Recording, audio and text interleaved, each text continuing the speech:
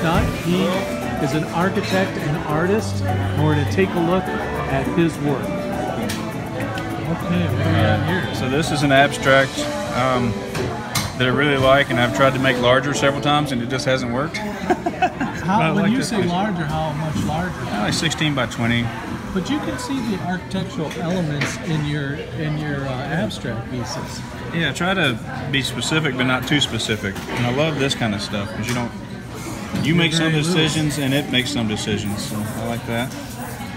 This is a half fence. This is like architectural flowers that I had big passion on, but then it faded away. What, James? What about medium do you like?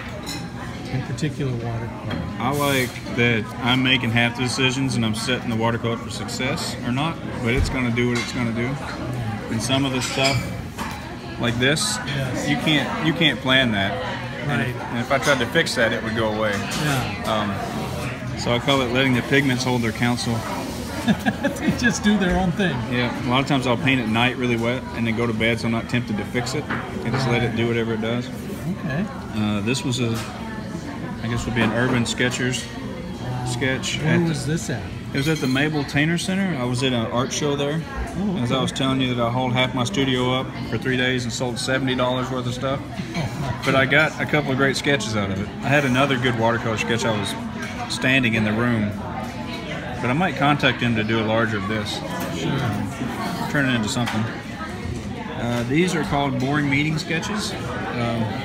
So you're in a meeting and they're talking away and you've got pen and ink and you just go to town? This was actually during a PTO meeting at my son's school.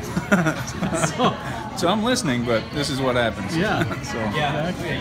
That mainly is just carving depth into the paper. Sure. Yeah, just decide a light source and then just get more and more elaborate till you run out of time. Right.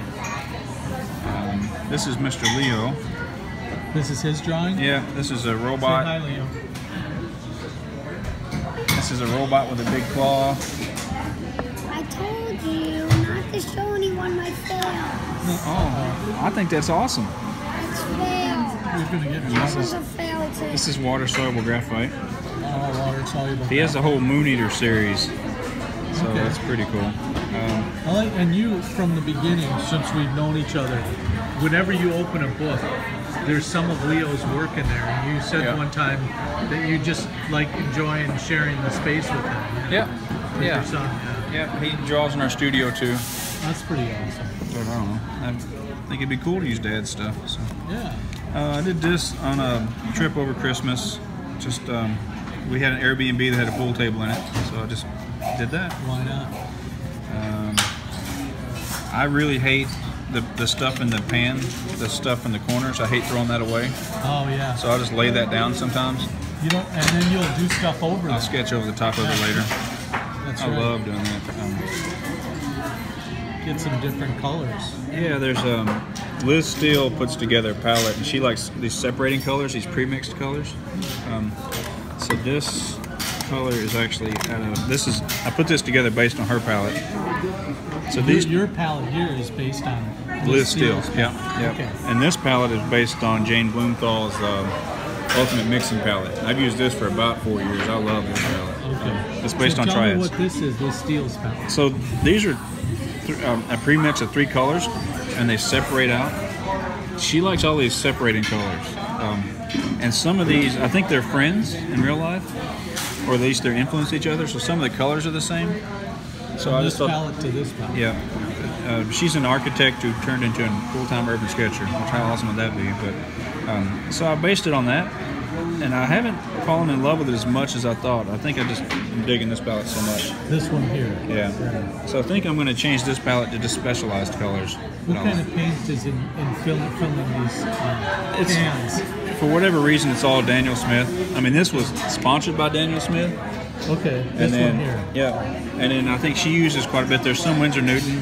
I'm not affiliate, I just have happened to be using them. I think they're all fantastic. So it's just how it's worked out. Okay. And this was a study for a much larger piece that I did for my mom that I just had scanned. I just had scanned.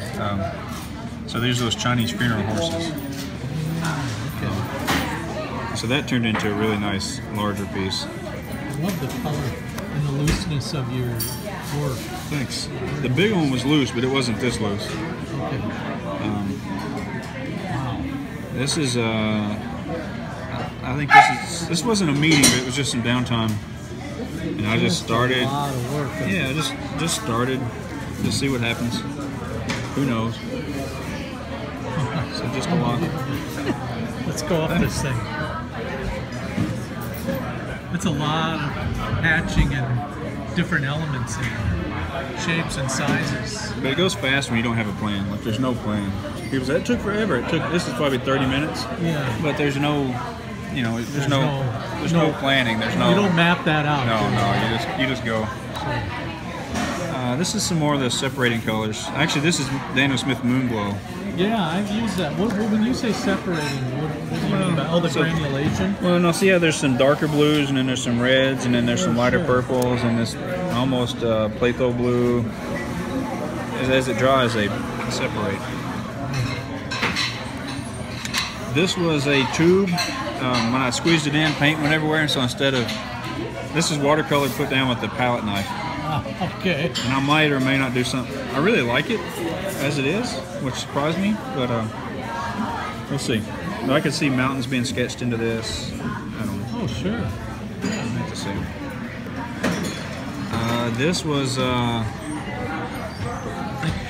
This was me, Marcy, my wife, and Amy Krickenberger passing a palette back and forth while we were talking during dinner. So this is 3 of us. This reminds me of the 1950s for some reason. It does, doesn't it? That's cool.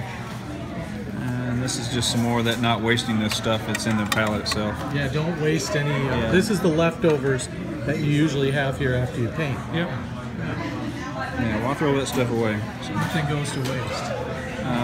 Every time I try Leo, he looks like a 30-year-old. I think I had another on that same morning. Where did it go? When you go sketching, how many sketchbooks will you tend to take with you? 2. So while one's drying, I can work on the other one. Okay, I thought that I had. Hold on. Oh, that's backwards. This was one night I was in a hotel room on a job and I couldn't go to sleep, so I painted my keys. Sure. Wow. That was kind of fun. That's great. And you made me stay up all night. Let's see. I don't even know what that is. This is another not throwing the stuff away. Sure. Just kind of using what's left. Yeah. Oh, so I did these 2 at the same time. So that one trying to be very, very loose.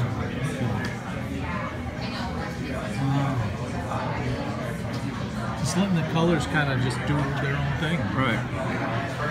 That's really cool. So this was super fast. And so while this dried and mingled and did its thing, I overworked this one while this one was. See, if you leave it alone versus trying to overpower it, it does a lot better. That's the trick, the key. Oh, that's walnut ink. A couple of cats. I can see that. I can really see that. Anyway, so Walnut ink, yeah. Okay. This is watercolor with throwing some silver pigment in.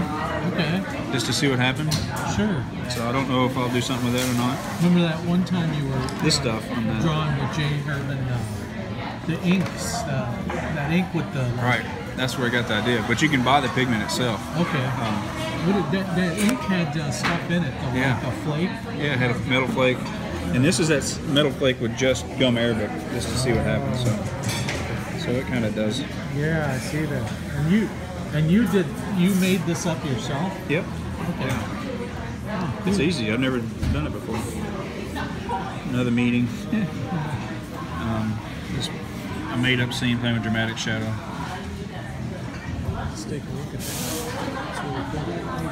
I did that on my birthday breakfast at Tilia. Okay. So that was fun. That's awesome. Thanks. Straight line drawings? Yeah. No, I mean this next one. Oh, this next one was It was a work sketch. I needed to do some perspectives pretty quick and watercolor for a proposal. So that one, it's not the one I used, but it's theirs. And I think we're getting about the end here. And this was this morning. Just playing around a little bit. Characters in the coffee shop. Yep. I like it. Let's see the you got. Oh, and then this was this was at a huddle house in Clinton, Arkansas, a weekend ago. Talking to little babes. So that is it. Very nice. And you got, let's see the one you got underneath here. You did a commission. Yeah, that's overcooked that I'm going to do a second.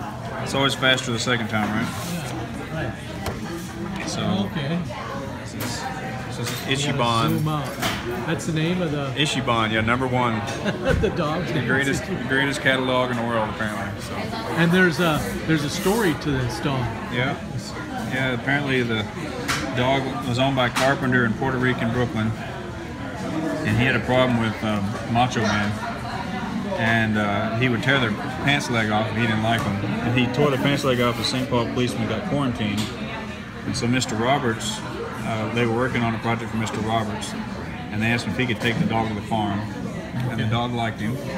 And so the dog would make his rounds and check on the chickens in the barn. He was a mouser apparently, and he would every morning. One time he treated a bear because he was trying to get to the birdhouse. And then every morning, whatever he caught, he would bring and check in at the deal, and then do his round again. So I'm trying to catch this, but I've overcooked this, so I'm going to redo it a bit more simple. So. I think it's pretty cool. And the story is cool too. It has a good story. So yeah, so I give this to the guy on Thursday. Very nice. So yeah, well, thanks, James. Thanks. Nice. Look at your stuff. I appreciate that.